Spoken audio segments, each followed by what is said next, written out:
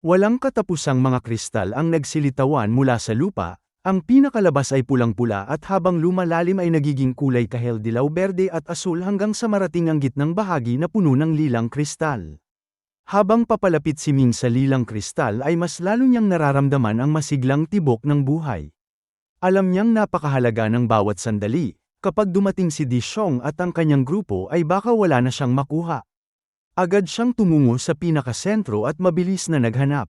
Sa wakas ay natagpuan niya sa gitna ng lilang kristal ang isang puting spirit crystal na nakalutang sa hangin. Ang batong ito ay kasinlaki ng isang batang baka, may 9 na butas sa itaas at 8 butas sa ibaba. Hindi mabilang na spirit particles ang nagmumula sa iba't ibang direksyon at pumapasok sa 9 na butas samantalang puting maruming usok ang lumalabas mula sa 8 butas. Halos hindi makapaniwala si Ming sa kanyang nakita at nagtanong kung ito na nga ba ang spirit source. Mula sa batong ito ay nakaramdam siya ng napakalakas na puwersa ng buhay, isang puwersang hindi kayang pantayan kahit ng mga master sa longevity realm. Hindi na siya nag-aksaya ng oras at sa isang kumpas ng kanyang manggas ay agad na inilagay ang spirit stone sa kanyang storage ring saka mabilis na tumakas palayo ng daan-daang milya. Wala pa sa kalahating oras pagkaalis ni Ming ay dumating na sina Di Xiong na nagmamadali. Nang makita nila ang makukulay na kristal na nakakalat sa buong lugar ay nagliwanag ang kanilang mga mukha sa tuwa at agad na sumugod sa lugar ng lilang kristal. Ngunit kahit anong laki ng kanilang mga mata ay wala silang makitang spirit source na inaasahan nila.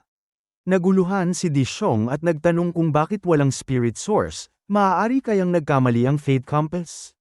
Ang kanyang tingin ay bumagsak kay Yi Xiantian na nanatiling kalmado ang ekspresyon. Ipinaliwanag ni Yi Xiantian na ang spirit source ay kumakain ng spirit particles upang mabuhay at kapag nagkaroon na ito ng sariling kamalayan ay kaya na nitong umiwas sa panganib. Maaaring naramdaman nito ang kanilang masamang hangarin kaya maaga itong tumakas. Tumango si Di Xiong at sinabing hindi bale, kung nakatakas ang isa ay hahanap na lamang sila ng panibago. Alam daw niya ang pinagmulan ng Life Forbidden Zone na ito at mayroon pang hindi bababa sa 3 spirit source sa loob nito. Tumango si Yi Xiantian at muling kinuha ang Fate Compass upang ipagpatuloy ang paghahanap. Pagkaalis ni Ming ay agad na sinabi ng Spacetime Child na dapat agad nitong i-absorb ang spirit source bago pa ito matuklasan ng iba. Sumang-ayon si Ming, may Fate Compass ang kalaban at kung hindi niya agad ito maa-absorb ay tiyak na hahanapin siya ni Di Xiong at malalagay siya sa matinding panganib. Kinuha niya ang Spirit Stone at nagtanong kung paano ito dapat i-absorb. Ayon sa Spacetime Child ay simple lamang ito.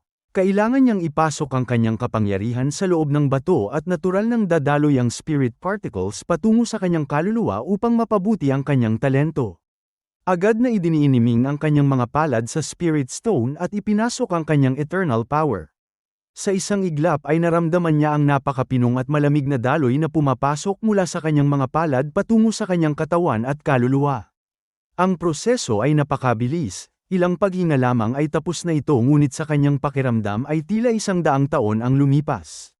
Nang mawala ang malamig na pakiramdam ay isa namang malakas at mainit na puwersa ang pumasok sa kanyang katawan. Ang kanyang lakas ay patuloy na tumaas, doble, triple, 5 ulit hanggang sa tuluyang umabot sa 10 ulit ng kanyang orihinal na lakas. Nang tuluyang makapasok ang mainit na puwersang ito ay biglang nag-crack ang Spirit Stone at tuluyang naging pulbos. Nagtaka si Ming at sinabi sa Spacetime Child na tila dalawang magkaibang enerhiya ang kanyang na-absorb. Tiningnan siya ng Spacetime Child na parang wala siyang alam at ipinaliwanag na ang Spirit Source ay hindi lamang naglalaman ng Spirit Particles kundi pati na rin ang sarili nitong nalinang na Essence Energy, isang bagay na ang halaga ay hindi bababa sa Spirit Particles at malaking pakinabang ang nakuha niya. Nagkaroon ng katanungan si Ming, kung kaya niyang i-absorb ang Spirit Particles mula sa Spirit Source ay kaya rin ba niyang i-absorb ang mga Spirit Particle na nakakalat sa walang hanggang espasyo? Mariing umiling ang Spacetime Child. Una sa lahat napakalabnaw ng mga spirit particles sa espasyo. Ang spirit source na naabsorb ni Ming ay nabuo sa loob ng daan-daang milyong taon. Bukod pa rito ang mga spirit particle na naabsorb ng spirit source ay dinadalisay ng essence energy nito upang maging madaling i-absorb, isang bagay na imposible para sa mga nakakalat na particle sa espasyo. Napakasaya ni Ming sa kanyang naging pag-unlad. Bagaman hindi pa tuluyang naaabsorb ng kanyang katawan ang spirit particles at essence energy ay damang-dama na niya ang malaking pagbabago. Ngayon ay mayroon na siyang superior Tao physique at sa hinaharap ay maaaring magkaroon pa siya ng mas malaking breakthrough. Tumango ang space-time child at kinumpirma na may pagkakataon si Ming na makamit ang supreme physique. Ikalawang beses na itong narinig ni Ming at nagtanong, hindi ba't ang supreme physique ay lumilitaw lamang isang beses sa bawat 100,000 taon sa lahat ng dimensyon? Ganoon ba ito kadaling makamit? Ipinaliwanag ng space-time child na bagaman isang beses lamang lumilitaw ang supreme physique sa bawat 100,000 taon, karamihan sa kanila ay hindi nabubuhay ng matagal at maagang namamatay. Ngunit mayroon ding tinatawag na false supreme physique. Nang tanungin ni Ming kung ano ito ay ipinaliwanag ng space-time child na ang ilang tao ay may talentong lampas sa superior Tao physique ngunit hindi pa umabot sa antas ng supreme physique, at may mga walang sapat na kaalaman na nag-aakalang supreme physique na ito ngunit hindi totoo yun. Napakamot ng ilong si Ming at sinabing kung gayon ay magiging false supreme physique muna siya bago tuluyang makamit ang supreme physique. Idinagdag ng space-time child na ang false supreme physique ay tinatawag na divine king physique sa divine race at itinuturing pa rin itong napakadakila. Matapos ang ilang sandaling pag-uusap ay muling lumapit si Ming sa kinaroroonan ni Xiantian at nakita niyang ipinagpatuloy na ng grupo ang paghahanap ng spirit source. Ngunit kakaiba ang nangyayari, kahit anong gawin nila ay hindi na nagbibigay ng direksyon ang Fate Compass. Lumipas ang 1 oras 2 oras kalahating araw at sa wakas ay hindi na nakatiis si Di Xiong. Matigas niyang tinanong si Xiantian kung bakit wala ng reaksyon ang Fate Compass. Natahimik si Xiantian at sinabing nangangahulugan ito na wala na ang spirit source sa lugar na ito. Ngunit mariing sinabi ni Di Xiong na imposible ito, hindi kayang umalis ng spirit source sa life forbidden zone ng mag-isa. Kung hindi ito mahanap ng Fate Compass ay iisa lamang ang posibilidad, may nakakuha na nito. Walang ekspresyon si Xiantian at mahina akong nagtanong kung ano ang ibig sabihin ni Di Xiong. Tinitigan siya ni Di Xiong at sinabing ang bagay na ito ay alam lamang ng 7 tao at maliban kay Xiantian ay wala sa 6 na iba pa ang maaaring magtaksil sa kanya. Napanatili ni Xiantian ang kanyang kalmadong ekspresyon at nagtanong kung sinasabi ba ni Di Xiong na siya ang nagpakalat ng impormasyon upang maunahan sila ng iba. Hindi na nag-atubili si Di Xiong, bigla niyang sinakal si Xiantian at itinaas ito sa kamariing nagtanong kung sino pa ang nasa lugar na ito. Tumawa ng malakas si Xiantian at sinabing tama si Di Xiong, siya nga ang nagbigay ng impormasyon kay Yuan Xiantian na nauna nang dumating at kinuha ang spirit source. Sa tulong nito ay madali nang makakapasok si Yuan Xiantian sa ika-9 na antas ng Longevity Realm at sa oras na ito ay maaaring hindi na siya matalo ni Di Xiong. Humagulgol si Di Xiong sa galit at isang iglap na binali ang leeg ni Xiantian. Ngunit sa halip na takot ay isang mapanuyang ngiti ang nasa mukha ni Xiantian habang ang kanyang mga braso ay walang lakas na bumagsak at ang Fate Compass ay nahulog sa lupa. Ipinagmalaki ni Di Xiong ang kanyang babala noon. Ang sumunod sa kanya ay magkakaroon ng walang hanggang kinabukasan ngunit ang kumalaban sa kanya ay mamamatay ng walang bangkay. Isang malakas na panginginig ng kanyang braso at si Xiantian ay sumabog sa ambon ng dugo, tuluyan ng namatay. Hindi napigilan ni Ming ang kanyang sarili nang masaksihan ang lahat ng ito. Puno ng dalamhati at galit ay sumigaw siya ng malakas at biglang lumitaw sa itaas ng grupo. Agad niyang ibinuhos ang Heaven Burning Path at ang World Destruction Fire ay bumagsak na parang ulan. Lumaganap ito ng daan-daang milya at walang awang bumaba. Nagulat ang lahat, hindi nila nakita ang tunay na anyo ni Ming at ang tanging nakita lamang nila ay ang naglalagablab na apoy na bumababa mula sa langit. Si Guo Taidao na walang kaalam-alam na ito ay ang World Destruction Fire ay sumigaw at tinanong kung sinong magnanakaw ang naririto. Ibinuga pa niya ang isang malakas na hangin upang itaboy ang apoy ngunit mas lalo lamang itong bumilis at lumakas ng tamaan ng hangin. Mabilis na nagbabala si Di Xiong at naglabas ng isang malaking gintong payong na samalo sa apoy. Ngunit ang World Destruction Fire ay sumusunog ng lahat ng bagay at ang payong ay nagsimulang matunaw. Sa wakas ay natanto ni Guo Taidao kung ano ito at ang kanyang mukha ay namutla sa takot. Lahat silang 7 ay nagsiksikan sa ilalim ng payong at hindi nang ahas lumabas. Mula sa itaas ay malamig na ngumiti si Ming at inihagis ang falling feather body shattering needle. Ginamit niya ang kanyang eternal power upang buksan ang mekanismo at ang silindro ay bumaba sa ilalim ng payong nakatutok sa 7 tao. Halos hindi nakikita ng mata ang napakapinong mga karayom na walang awang pumuno sa paligid. Mabilis na kumilos si Dishong, ginamit niya ang kanyang mga kasama bilang panangga at ang 6 na tao ay pinalibutan siya na parang barrier. Ang lahat ng mga karayom ay tumama sa kanilang mga katawan habang si Dishong ay nanatiling hindi nasaktan.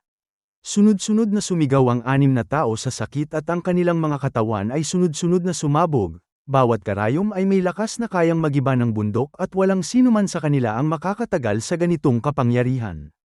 Sila ay tuluyang namatay, kapwa katawan at kaluluwa. Habang inaatake sila ng mga karayom ay tahimik na lumusat ang gintong bato mula sa likuran na kontrolado ng eternal power. Abala si Dishong sa pagdepensa sa apoy mula sa itaas at sa mga karayom na maaaring dumating anumang sandali. Dagdag pa rito ay pisikal na pandama lamang ang kanyang magagamit, kaya hindi niya ito napansin at bigla na lamang siyang tinamaan sa ulo. Napatumba siya sa sakit at bumagsak patagilid. Ngunit sa kabila ng matinding sakit ay mabilis siyang gumapang at kumuha ng isang piraso ng lumang tela na ibinalot sa kanyang katawan. Kakaibang bagay ang nangyari, ang World Destruction Fire na walang sinasanto ay biglang namatay ng damapo sa lumang telang ito. Ang gintong payong ay tuluyan ng nasunog at si Dishong na nakabalot sa lumang tela ay biglang sumipa at lumipad na parang kidlat, sa isang iglap ay nakatakas siya mula sa lugar ng apoy. Alam ni Ming na hindi na niya ito mapapatay sa ngayon kaya mabilis siyang bumaba at dinampot ang Fate Compass saka nagmadaling tumakbo patungo sa labasan at tuluyang nakatakas. Paglabas niya ay agad niyang hinawakan ang kanyang trident na sandata at buong lakas na hinampas ang altar.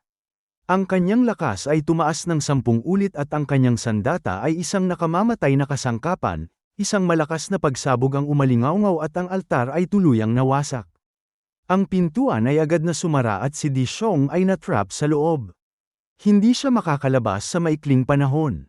Tumingin si Ming sa Life Forbidden Zone at taimtim na sinabi sa kanyang master na bagaman hindi niya ito may paghihiganti ngayon ay darating ang araw na kanyang papatayin ang kalaban gamit ang kanyang sariling sandata. Pagkatapos ay inutusan niya ang Space-Time Child na ilabas siya mula sa Netherworld. Sa halos isang kisap mata lamang ay nakabalik na si Ming sa Martial God Valley. Nagpatuloy siya na parang walang nangyari at tahimik na nagsanay sa kanyang silid. Ang kanyang paglalakbay sa Netherworld ay nagbunga ng malaking pakinabang, superior Dao physique at lakas na 10 ulit ang itinaas, at naramdaman niyang oras na upang tuluyang makapasok sa antas ng Martial God. Matagal na niyang nararamdaman ang hangganan ng Martial God at ang kulang na lamang ay ang huling hakbang. Ngayon na ang kanyang talento ay mabilis na tumaas ang mga dating pag-aalinlangan ay biglang nagliwanag. Sa wakas ay naunawaan na niya kung paano tahakin ang susunod na landas. Ngunit ang tunay na pagpasok sa Martial God ay mangangailangan pa ng hindi bababa sa 1 taon, hindi ito maaaring makamit sa isang iglap lamang. Isang malakas na pag-ugong ang narinig at isang makapangyarihang enerhiya ang pumutok mula sa ulo ni Ming habang siya ay nakaupo sa meditation. Ang enerhiyang ito ay kasinlawak ng isang malaking ilog. Tuwid itong pumaitaas sa kalangitan winasak ang mga ulap at hinising ang mga kulog. Sa isang iglap ang buong paligid na 1,000 milya ay nilamon ng malakas na hangin at nagiba ang kulay ng langit. Ang buong Martial God Valley ay nagising at hindi mabilang na mga mata ang napatingin sa direksyon ng tirahan ni Ming sa 7 Kills Hall. Nagulat ang mga tao at nagtanong kung may mag-a-advance na ba dahil napakalaking pangyayari ito. Maaaring may paparating na heavenly tribulation. Ang ingay na nilikha ni Ming ay talagang napakalaki at karaniwan lamang itong nangyayari kapag ang isang master ay papasok na sa longevity realm. Isang yugto na nangangailangan ng pagsubok ng heavenly tribulation. Ang nagsalita ay nagkamali ng akala na si Ming ay papasok sa longevity realm. Ngunit hindi alam ng mga taong ito na ang enerhiyang inilabas ni Ming ay bahagi lamang ng kanyang chaos calculation method. Noong una niyang binuo ang kanyang martial soul ay gumamit siya ng kakaibang paraan, ang 6 na kabanata ng Chaos Calculation Method ang kanyang naging pundasyon, ang God-slaying sword formation ng Formation Chapter, ang cause-effect ring ng Cause-effect Chapter, ang Rui Staff ng Inscription Chapter, ang Art of Calculation Formation ng Mathematics Chapter, ang Chi Observing Eye ng Fortune Chapter, at ang Heavenly Heart Pearl ng Heavenly Heart Chapter. Ginamit niya ang 6 na kabanata ng Chaos Calculation Method upang buuin ang kanyang soul form at kapag nabuo na niya ang kanyang divine form sa hinaharap ay magagawa niyang pagsamahin ang 6 na anyo sa iisang Chaos Divine Form. Ngunit sa ngayon ay ibang-iba na si Ming kumpara sa dati, kaya na niyang higit pang pagbutihin ang kanyang infant soul bilang paghahanda sa Sacred Saint Realm ng Martial Saint. Ang unang bagay na nais niyang gawin ay ang itaas ang antas ng kanyang Heavenly Heart Pearl. Ang Heavenly Heart Pearl ay direktang nakaugnay sa Heavenly Heart Chapter na siyang pinakapuso ng Chaos Calculation Method. Mayroon itong 33 antas. Ang unang 6 na antas ay kayang magdala ng Heavenly Will ng Tianyuan Continent, pagkatapos ng ika-6 na antas ay kaya nitong magdala ng will ng ibang malalaking mundo, pagkatapos ng ika-12 antas ay kaya nitong magdala ng will ng maraming mundo, pagkatapos ng ika-24 na antas ay kaya nitong magdala ng nag-iisang Universal Will. At kapag umabot na ito sa ika-33 antas ay magiging isa na itong Heavenly Tao Pearl na may kapangyarihang hindi masukat. Ang Chaos Calculation Method ay patuloy na nag-a-advance at ang puso nito ay ang Heavenly Heart Pearl. Ang unang antas ng Chaos Calculation Method ay katumbas ng una hanggang ika-6 na antas ng Heavenly Heart Pearl. Ang ikalawang antas ng Chaos Calculation Method ay katumbas ng ika-7 hanggang ika-12 antas. Ang ikatlong antas naman ay katumbas ng ika-13 hanggang ika-24 na antas, at patuloy itong susunod sa ganitong pattern. Matagal nang nabuo ni Ming ang kanyang infant soul ngunit hindi niya gaanong pinagtuunan ng pansin ang pagsasanay ng Heavenly Heart Pearl. Nasa ikatlong antas lamang ito. Ngayon na nakuha na niya ang Spirit Source at tumaas ang kanyang talento kasama pa ang kanyang 10-element calculation formation bilang pundasyon ng pagsasanay ng Heavenly Heart Pearl ay naging napakadali. 2 buwan ang mabilis na lumipas at buong pusong nagsanay si Ming. Matagumpay niyang naabot ang ika-7 antas ng Heavenly Heart Pearl at nagkaroon ng kakayahang magdala ng Heavenly Will ng ibang malalaking mundo. Sa ika-7 antas na ito ay naramdaman niya ang malaking pagbabago. Kaya na niyang maramdaman at makipag-ugnayan sa Heavenly Will at hindi siya tinataboy o kinakalaban nito. Bagaman tila hindi gaanong kapaki-pakinabang ang kakayahang ito, ang totoo ay napakalaki ng gamit nito. Sa hinaharap kapag pumasok si Ming sa isang hindi pamilyar na malaking mundo ay agad siyang makikipag-ugnayan sa lokal na Heavenly Will upang magkaroon ng sapat na kaalaman tungkol doon. Halimbawa kung papasok siya sa Sword Realm kumpara sa iba na tumanggap din ng basbas ng Heavenly Will ng Sword Realm, siya na may ika-7 antas ng Heavenly Heart Pearl ay kayang i-absorb ng buo ang Heavenly Will at gamitin ito ng 100%. Samantalang ang ibang mga henyo na walang Heavenly Heart Pearl ay hindi magkakaroon ng ganitong swerte. Ang karamihan sa kanila ay magagamit lamang ang 1% ng Heavenly Will na nasa kanila. Ang susunod na balak ni Ming ay ang pagbutihin ng kanyang Chi Observing Eye at pagkatapos ay isama ito sa kanyang Heavenly Heart Pearl. Ang ikalawang antas ng Chaos Calculation Method ay mayroon lamang 3 bahagi. Ang Potential Section na orihinal na pagsasanib ng Heavenly Heart Chapter at Fortune Chapter, ang Logic Section na pagsasanib ng Mathematics Chapter at Cause-Effect Chapter, at ang Restriction Section na pagsasanib ng Formation Chapter at Inscription Chapter. Bago makapasok si Ming sa Sacred Saint Realm ay kailangan niyang buuin ang 3 bahaging ito ng Chaos bilang paghahanda sa pagpasok sa Martial God. At pagkatapos niyang maging Martial God ay magkakaroon siya ng pagkakataong makapasok sa ikatlong antas ng Chaos Calculation Method. Ngunit kailangang pansamantalang ihinto ni Ming ang kanyang pagsasanay dahil malapit nang magbukas ang God Path. Ang God Path Legendary Academy at Trial Road ay 3 magkakaibang landas para sa paglinang ng mga henyong tao. Ang God Path ay pangunahing nakatuon sa mga nagsasanay ng Divine Path. Bagaman landas ng martial arts ang tinatahak ni Ming ay naniniwala siyang may matututunan siya mula sa ibang landas, kaya nagpasya siyang subukan ng God Path upang masaksihan mismo ang tinatawag na Divine Path. Ang God Path ay nilikha ng pinakamalakas na mandirigma ng Divine Path, ang Soul Emperor, upang tulungan ang mga susunod na henerasyon at mahikayat ang mas maraming tao na tahakin ang landas ng Divine Path.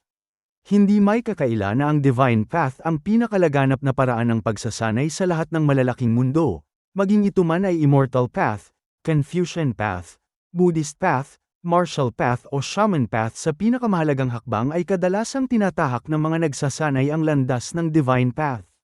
Halimbawa na lamang si Xian Tian, Bagaman napakataas ng kanyang talento ay sa huli ay wala siyang nagawa kundi ang piliin ng Divine Path at talikuran ang Martial Path. Kung ikukumpara ay kakaunti lamang ang tunay na nakakapasok sa landas ng Martial Path at nagiging Martial God. Kung hindi dahil dito ay hindi na kailangan pang magkaroon ng Martial God Valley. Ang lahat ng bagay sa mundo ay may sanhi at bunga. Karamihan ng tao ay pumipili ng Divine Path dahil ito ang pinakalaganap at pinakakumpletong sistema ng pagsasanay. Mas mataas ang tsansa ng tagumpay at mas mabilis ang pagunlad.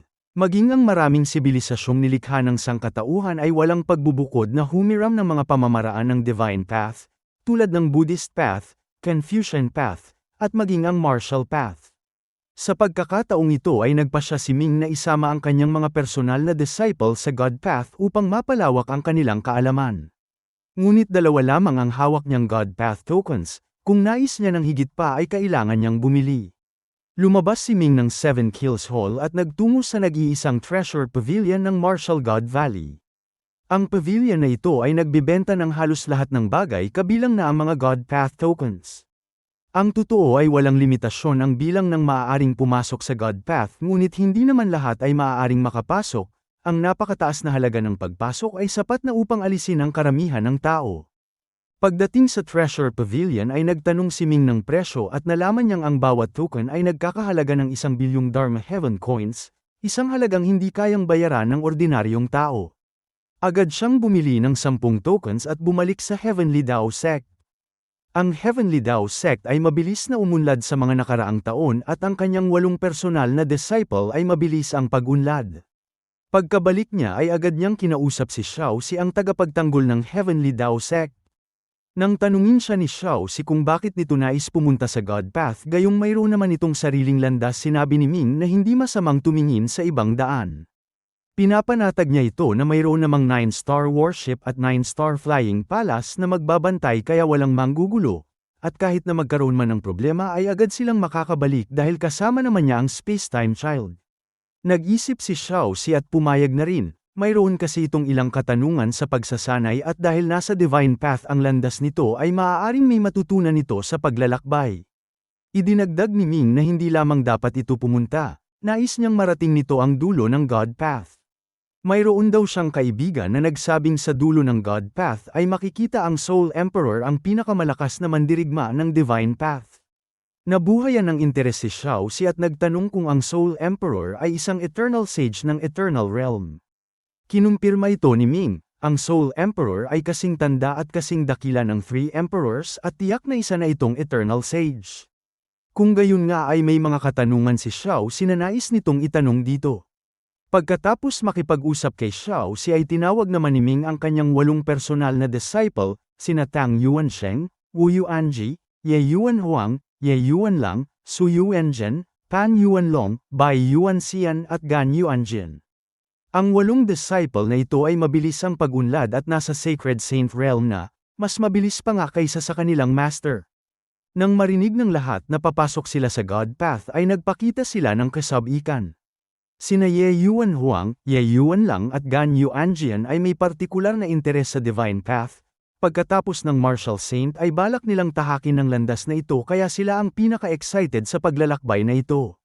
Nagtanong si Gan Yuanjian na dating kilala bilang Gandhi na isang henyo ng martial arts mula sa India sa Earth kung ano ang mga pakinabang sa God Path. Ipinaliwanag ni Ming na sa God Path ay maraming bakas na iniwan ng makapangyarihang mga mandirigma ng Divine Path. Malaking tulong ito sa kanilang magiging pagsasanay sa hinaharap. Bukod pa rito ay may mga nakatagong kayamanan na iniwan ng mga sinaunang pantas para sa mga karapat-dapat na makakita. Nagliwanag ang mga mata ng lahat nang marinig ang tungkol sa mga kayamanan. Ngunit hindi pa tapos si Ming, sinabi niyang maaari nilang piliin kung papasok sila sa God Path o hindi. Kung ayaw nila sa God Path ay maaari silang pumunta sa Trial Road o sa Legendary Academy. Ang 3 landas na ito ay nasa kanilang pagpapasya at pagkatapos ay detalyado niyang ipinaliwanag ang pagkakaiba ng bawat isa. Si Tang Yuansheng ang unang nagsalita, ang Legendary Academy ay itinatag ng 3 Emperors kaya nais niyang pumunta roon. Sumunod sina Su Yuanzhen at Bai Yuanxian na nagsabing mas gusto rin nilang pumunta sa Legendary Academy sa halip na sa God Path. Sina Wu Yuanji at Pan Yuanlong ay may ibang pananaw, nais nilang subukan ang kanilang kapalaran sa trial road. Matapos marinig ang kani-kanilang mga nais ay sinabi ni Ming na malapit na siyang sumali sa Legendary Academy at makakakuha siya ng recommendation slots. Hindi magiging mahirap para sa kanila na makapasok. Ngunit kung makakapasok sila sa trial road ay nakasalalay na sa kanilang kapalaran. Maya-maya ay dadalhin niya sila sa Void Sky Realm upang tingnan kung mapipili sila ng Heavenly Wheel. Hindi mahirap ang pagpasok sa Void Sky Realm dahil may hawak si Ming na Void Sky Token. Agad niyang isinama sina Wu Yuanji at Pan Yuanlong at pagdating doon ay kinontak niya ang natitirang wheel ng Heavenly Court. Sa kabutihang palad ay sumagot ang wheel pagkalipas ng kalahating minuto. Tinawag siya ng Heavenly Court wheel bilang trial taker at sinabing hindi pa tapos ang kanyang paglalakbay sa trial road ngunit hindi pa bukas ang susunod na pagsubok. Nagtanong ito kung ano ang kanyang sadya at ipinaliwanag ni Ming na may dala siyang dalawang henyo na nais ding pumasok sa trial road. Isang mahiwagang puwersa ang dumaan kina Pan Yuanlong at Wu Yuanji at pareho nilang naramdaman na parang nakita ang kanilang pinakaloob, hindi sila komportable sa pakiramdam na iyon. Ayon sa Heavenly Court Wheel ay maganda ang kanilang talento, bagaman hindi kasing taas ni Ming ay mayroon silang kwalipikasyon na sumali sa trial road. Ito ay isang magandang senyales dahil ang bilang ng mga trial takers sa Tianyuan Continent ay tataas na sa siyam. Nagulat si Ming, sa pagkakaalala niya ay 3 lamang ang trial takers ngunit ngayon ay siyam na. Kinumpirma ng Heavenly Court Wheel na kamakailan ay maraming henyo ang lumitaw sa Tianyuan Continent at ito ay nagdudulot ng kasiyahan dito. Pumayag si Ming at sinabing kung gayon ay hayaan na ang dalawa na magsimula ng kanilang pagsubok. Sumagot ang Heavenly Court Wheel na mayroong isang bagong bukas na trial ground na angkop para sa kanilang dalawa. Isang kislap ng liwanag at bigla na lamang nawala sina Wu Yuanji at Pan Yuanlong, malinaw na dinala na sila sa trial ground. Nagpasalamat si Ming at nagtanong kung ilang hinto mayroon ang trial road at ilang pagsubok ang kailangan niyang pagdaanan. Ipinaliwanag ng Heavenly Court Wheel na hanggang sa maging High God siya ay patuloy ang kanyang paglalakbay. Ang trial road ay kasinhaba ng kanyang kakayahan. Maliban na lamang kung umabot siya sa Eternal Realm, doon lamang matatapos ang kanyang paglalakbay sa trial road. Tumango si Ming at sinabing nais niyang sumali sa susunod na pagsubok at umaasa siyang ipaalala ito sa kanya. Sumagot ang Heavenly Court Wheel na kapag dumating ang oras ay direkta siyang ipapadala sa trial ground sa pamamagitan ng Void Sky Token ngunit binabalaan siya nito na ang susunod na pagsubok ay lubhang mapanganib. Nang tanungin ni Ming kung saang lugar ang trial ground ay sinabi ng Heavenly Court Wheel na ito ay ang Origin Blood Continent, isang lugar na puno ng masasamang blood cultivators. Pinayuhan siya nitong maghanda ng lubos at huwag hayaang mamatay doon. Tumango si Ming at sinabing nauunawaan niya. Hindi siya nag-aalala sa paglalakbay sa Origin Blood Continent, sa oras na yun ay malamang na nasa Sacred Saint Realm na siya o maging Martial God na at may sapat na siyang kakayahan upang harapin ang mga panganib doon. Pagkaalis sa Void Sky Realm ay isinama ni Ming si Xiaoxi, Gan Yuanjian, Ye Yuanhuang at Ye Yuanlang patungo sa God Path. Upang makapasok sa God Path ay kailangan nilang dumaan sa isang napakalaking teleportation formation at ang token ang tanging paraan upang mabuhay ito. Ang formation ay matatagpuan sa isang lugar sa Eastern Sea. Pagdating nila ay nakita nila ang isang malaking isla na may mataas na plataporma kung saan naroon ang teleportation formation. Maraming tao ang nagtipon sa isla ngunit hindi lahat ay patungo sa God Path, marami sa kanila ang naroon upang magnegosyo. Ngunit mas marami ang naroon lamang upang manood ng mga papasok dahil ang mga taong kayang tumuntong sa God Path ay kadalasang mga henyo o mayayaman. Maayos na pumipila ang mga tao sa pag-akyat sa plataporma at sa bawat kislap ng liwanag mula sa formation ay isang grupo ng tao ang ipinapadala. Nang malapit na silang umakyat ay napansin ni Ming ang isang binatilyo na nakatayo sa hindi kalayuan. Ang binatilyo ay may simpleng damit ngunit gwapo ang mukha at may determinadong mga mata. Gamit ang kanyang Chi Observing Eye na kayang basahin ang kapalaran ng isang tao ay agad na nakita ni Ming na may magandang hinaharap ang batang ito. Huminto siya at ngumiting nagtanong kung ito rin ba ay papasok sa God Path. Magalang na sumagot ang binatilyo na ang kanyang pangalan ay Sima Waxi at talagang nais niyang pumasok sa God Path ngunit hindi siya kabilang sa malaking puwersa kaya hindi siya makakuha ng token. Ang pagbili naman ng token ay nangangailangan ng malaking halaga na hindi niya kayang bayaran kaya wala siyang nagawa kundi ang pumunta roon upang manood na lamang. Ngumiti si Ming at kumuha ng isang token mula sa kanyang storage ring, mayroon pa naman siyang ilang extra at kung kailangan ito ng binatilyo ay ibibigay na lamang niya ito. Hindi makapaniwala si Sima Waxi, hindi pa siya nakakatagpo ng taong ganitong kabukas palad. Hindi sila magkakilala at walang dahilan upang tulungan siya nito. Ngunit hindi niya maiwasang maakit sa malaking oportunidad, muli niyang tiningnan si Ming at nagtanong kung bakit ito tumutulong. Mahinahong sumagot si Ming na sa sandaling ito ay nakita niyang nangangailangan ito kaya nagpasya siyang tumulong. Ang token na ito ay hindi naman mahalaga sa kanya, yun lamang yun. Malalim na yumuko si Sima Waxi bago maingat na tinanggap ang token gamit ang dalawang kamay. Seryoso niyang sinabi na ang malaking utang na loob ay hindi masusuklian ng mga salita lamang, sa hinaharap ay tiyak na gagantay siya ng buong puso at muli siyang yumuko bilang paggalang. Sinabi ni Ming na oras na upang umalis at isinama ang kanyang grupo sa teleportation formation. Isang kislap ng liwanag at pagkalipas ng 15 minuto ay natagpuan nila ang kanilang sarili sa isang malawak na disyerto. Walang hangganan at kahit ang kanilang divine sense ay hindi maabot ang dulo nito. Nagtanong si Ye Yuanhuang kung bakit disyerto ito at kung ito na nga ba ang God Path. Ipinaliwanag ni Ming na napakahaba ng God Path, ayon sa kanyang nalalaman ay konektado ito sa 36 na malalaking mundo. Ang disyertong ito ay ang unang malaking mundo lamang sa God Path at kung ano ang maaari nilang matagpuan dito ay hindi niya alam. Nang tanungin siya ni Ye Yuanlang kung magkakasama silang kikilos ay sinabi ni Ming na mas mabuting maghiwa-hiwalay na lamang sila. Bawat isa ay may kani-kanyang kapalaran at kung magkakasama sila ay maaaring hindi ito maging maganda. Agad na pumili ng kani-kanilang direksyon ang tatlong personal na disciple at si Sima Waxi ay nagpaalam din at umalis ng mag-isa. Naiwan si Ming at si Xiaoxi, nagtanong si Xiaoxi kung hindi ba siya susubok ng kanyang kapalaran at sumagot si Ming na hindi na niya kailangan. Ang nais lamang niya ay maglakbay kasama si Xiaoxi at pagmasdan ang mga tanawin sa God Path. Sinabi ni Xiaoxi na hindi naman talaga nito kailangang pag-aralan ang lugar na ito ngunit dahil gusto ni Ming ay dadalhin na lamang siya nito. Naglaho ang kanilang mga anyo at sa sumunod na sandali ay natagpuan nila ang kanilang sarili sa isang sinaunang bulwagan na nakatago sa ilalim ng disyerto, isang lugar na hindi matutuklasan ng ordinaryong tao kahit dumaan pa sa maraming pagsubok ngunit agad itong natagpuan ni Xiaoxi. Sa loob ng bulwagan ay nakatala ang mga pamamaraan ng pagsasanay sa Divine Path, ang kasaysayan ng pagkakabuo nito at ang mga pangunahing punto ng pagsasanay sa bawat yugto. Mabilis itong binasa ni Ming at naramdaman niyang may natutunan siya kaya hiniling niya kay Xiao sinadalhin siya sa susunod na lugar. Ganoon ang naging takbo ng kanilang paglalakbay, sa patnubay ni Xiao si ay sunod-sunod na dinalaw ni Ming ang unang 35 malalaking mundo ng God Path. Ang bawat malaking mundo ay may nakatagong karunungan at katotohanan ng Divine Path, mga lugar na kayamanan para sa mga nagsasanay nito.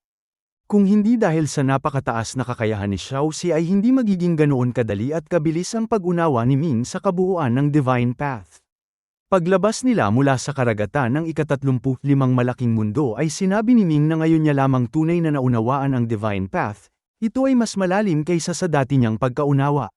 Sa kanilang paglalakbay ay natutunan niya kung ano ang puso ng Dharma Heaven Realm, ang likas na katangian ng Longevity Realm at kung ano ang kinakatawan ng Eternal Realm. Ang kaalamang ito ay may malaking tulong sa kanyang pagsisikap na buksan ang kanyang sariling landas patungo sa Martial God. Sinabi ni Ming na sa susunod na malaking mundo ay makikita na ni Xiaoxi ang Soul Emperor ngunit hindi na siya sasama, wala pa siyang kwalipikasyon para doon. Sinabi ni Xiaoxi na pagkatapos nitong magtanong ay agad itong babalik sa Heavenly Dao Sect at hiniling na hintayin na lamang siya ni Ming sa bahay. Sinabi ni Ming na ang kanyang isang buwang paglalakbay ay nagbunga ng malaking pakinabang at pagbalik niya ay agad siyang magsasara upang magsanay. Kung may oras si Xiaoxi ay hiniling niyang bantayan nito sina Ye Yuanlang at ang iba pa. Naghiwalay silang dalawa, si Xiaoxi ay tumungo upang makipagkita sa Soul Emperor habang si Ming ay diretsyang umalis sa God Path at bumalik sa Heavenly Dao Sect upang simulan ang kanyang pagsasanay. Bago pa man ito ay naabot na ni Ming ang ika-7 antas ng kanyang Heavenly Heart Pearl at ang susunod niyang pagtutuunan ng pansin ay ang Chi Observing Eye. Ang Chi Observing Eye ay nakatuon sa mahiwagang kapalaran ng Heavenly Dao. May kaugnayan ito sa Heavenly Heart Pearl. Sinimulan ni Ming na pagsamahin ng dalawa upang makabuo ng bagong Heavenly Heart Pearl na kumakatawan sa potential section ng ikalawang antas ng Chaos Calculation Method. Naging napakadali ng proseso ng pagsasanib, sa tulong ng kanyang 10-element calculation formation ay natapos ito ni Ming sa loob lamang ng 3 araw. Ang bagong Heavenly Heart Pearl ay may mas mahiwagang kakayahan. Sa pamamagitan nito ay hindi lamang niya nauunawaan ang kalooban ng langit kundi pati na rin ang damdamin ng mga tao, isang bagay na talagang kahanga-hanga. Pagkatapos ay ipinagpatuloy niya ang kanyang Art of Calculation Formation at sa tulong ng 10-element calculation formation ay madali niyang naabot ang ika-10 antas ng calculation. Ang 10-element calculation formation ay isinama sa cause-effect ring upang mabuo ang logic section ng ikalawang antas ng Chaos Calculation Method. Ang cause-effect ring ay nagbago sa isang kumpol ng espiritual na liwanag na patuloy na umiikot. Ang 3 bahaging ito ay umubos ng kalahating taon ng kanyang panahon. Pagkatapos ay sinimulan niyang baguhin ang God-slaying sword formation ng formation chapter, tinalikuran niya ang God-slaying sword formation at ang 4 na banal na espada at sa halip ay isinama ang kanyang bagong natutunang Sky Collapsing Fist at ginamit ang Space Shattering Sword bilang kapalit. Sa hinaharap kapag siya ay naging martial god na ang Space Shattering Sword na ito ang magiging kanyang personal na artifact. Pagkatapos ay tinalikuran din niya ang Rui Staff sa kanyang Inscription chapter dahil nagawa na niyang gawin itong trident na sandata. Sa halip ay ginamit niya ang gintong bato at inukit dito ang Heaven Turning Sword technique at pinangalanan itong Heaven Turning Seal. Sa ganitong paraan ay magkakaroon si Ming ng 2 artifact sa hinaharap, ang Space Shattering Sword at ang Heaven Turning Seal. Ang paggawa nito ay umubos ng napakaraming oras at hindi na malaya ni Ming na 3 buwan na naman ang lumipas. Nang ganap ng handa ang dalawa ay pinagsama niya ang mga ito upang mabuo ang restriction section ng ikalawang antas ng Chaos Calculation Method. Ang Heaven Turning Sword technique at Sky Collapsing Fist ay naging isang banal na pagbabawal at tuluyang nagsanib. Sa Space Shattering Sword ay may idinagdag na isang sword tassel na may nakasabit na maliit na palamuti, isang parisukat na selyo na siyang pinaliit na Heaven Turning Seal. Ang kanyang Space Shattering Sword ay hindi na lamang isang ordinaryong espada, sama-sama na silang tinatawag na Heaven Turning Sword Seal. Sa puntong ito ay halos 1 taon na ang ginugol ni Ming at sa wakas ay nakamit niya ang ikalawang antas ng Chaos Calculation Method at tuluyang nakapasok sa Sacred Saint Realm. Ang Sacred Saint Realm ng Martial Saint ay paghahanda para sa pagkamit ng Martial God. Ang infant soul ay lalong nagiging ganap at nagkakaroon ng kakayahang divine understanding na nagbibigay daan upang maagang maramdaman ang panganib at maiwasan ang kasawian. Ang kakayahang divine understanding ni Ming ay nagmumula sa kanyang logic section at potential section at ito ay mas mataas kaysa sa ordinaryong Sacred Saint Realm Martial Saint. Ngunit bagaman nakapasok na si Ming sa Sacred Saint Realm ay hindi pa rin siya agad nakapag-advance sa Martial God dahil sa hindi inaasahang pangyayari. Si Di Xiong ay nakabalik na. Alam ni Ming na hindi magtatagal si Di Xiong sa loob ng Life Forbidden Zone ngunit hindi niya inaasahang ganito ito kabilis makakabalik. Nabigla siya sa bilis ng pagbabalik nito at alam niya ang kakayahan ni Di Xiong kaya agad niyang kinuha ang Fate Compass at umalis sa Heavenly Dao Sect patungo sa Three Emperors World upang tingnan kung tuluyan ng gumaling ang kanyang senior brother na si Jin Shanbai. Mula nang makuha niya ang Fate Compass ay hindi pa niya ito kailanman ginamit. Natatakot siyang mayroon itong itinanim na pagbabawal ang kalaban. At ngayong bumalik na si Di Xiong ay lalo siyang natakot na panatilihin ito sa kanyang tabi kaya agad niya itong inilayo sa Tianyuan Continent. Sakto namang paalis pa lamang si Ming ng Heavenly Dao Sect at hindi pa nakakaalis sa Tianyuan Continent ang Spacetime Child nang biglang manginig ang Fate Compass sa kanyang dibdib, tila may malakas na puwersa na humihila dito. Sa isang iglap ay binitawan na lamang ito ni Ming at pinanood ang Fate Compass na lumipad paitaas sa kalangitan, hindi alam kung saan ito patungo. Nagtatakang sinabi ni Ming na kakaiba ito, ang kumuha ng Fate Compass ay tila hindi si Di Xiong kaya sino ito. Kahit na nagtataka ay ipinagpatuloy pa rin niya ang kanyang paglalakbay at inutusan ng Spacetime Child na dalhin siya sa Three Emperors World upang makipagkita sa Temple Lord. Sa loob ng imperial na lungsod sa Immortal Temple ay natuklasan ni Ming na si Jin Shanbai ay umalis na 1 buwan na ang nakararaan, ganap na itong gumaling at bumalik sa dati nitong lakas. Ang sumalubong sa kanya ay isang attendant na ang tunay na pagkakakilanlan ay ang Temple Lord mismo. Tinanong ng Temple Lord si Ming kung may humahabol ba sa kanya sa mga panahong ito. Bilang isang taong ang 12 disciple ay pinatay sa pamamagitan ng lihim na pagpatay, medyo naging paranoid na siya. Sinabi ni Ming na wala at nagtanong kung maayos ba ang lahat sa kanyang senior brother. Masayang sinabi ng Temple Lord na ang kanyang senior brother ay kadadating lamang sa ika-6 na antas ng Longevity Realm at malapit ng magmana ng trono. Natahimik si Ming at nagtanong kung maaari na niyang malaman ang pagkakakilanlan ng kanyang senior brother. Mariing tumanggi ang Temple Lord, kung malalaman daw ni Ming ang pagkakakilanlan nito ay kailangan siyang mamatay, o kaya ay malalaman lamang niya ito kapag ang kanyang senior brother ay namatay sa isang aksidente o pinatay ng iba. Hindi nagalit si Ming at sinabing bagaman pambihira ang kanyang senior brother ay hindi naman nangangahulugang hihina ang kanyang magiging tagumpay sa hinaharap. Nagulat ang Temple Lord nang mapansin ang kanyang talento, tila ba ito ay superior daw physique na at may walang hanggang potensyal. Noong huli silang magkita ay hindi pa ganito si Ming na nangangahulugang muli itong nagkaroon ng pambihirang pagkakataon at malaking pakinabang. Nang tanungin ni Ming kung pinagsisisihan ba ng Temple Lord ang kanyang desisyon ay sinabi nito na gaya ng naunang sinabi, hindi imposibleng si Ming ang maging susunod na Temple Lord. Ang kanyang senior brother at siya ay nasa magkaibang landas. Ang isa ay nasa liwanag at ang isa ay nasa dilim, at kung sino man ang manalo sa huli ay nakasalalay sa kani-kanilang kapalaran at pagkakataon. Nangako si Ming na hindi niya bibigwin ang kanyang master. Sinabi ng Temple Lord na hindi siya maaaring umalis ng walang dala. Ngayong araw na ito ay ibibigay na nito ang lahat ng resources na gagamitin ni Ming sa susunod na 100 taon at ibinigay nito ang isang storage bracelet kay Ming. Nang suriin ito ni Ming gamit ang kanyang infant soul power ay halos mawalan siya ng hininga sa gulat. Ang bracelet ay puno ng eternal coins. Tinatayang mayroon nitong hindi bababa sa 1,000,000 eternal coins na katumbas ng 8,100 bilyong longevity coins.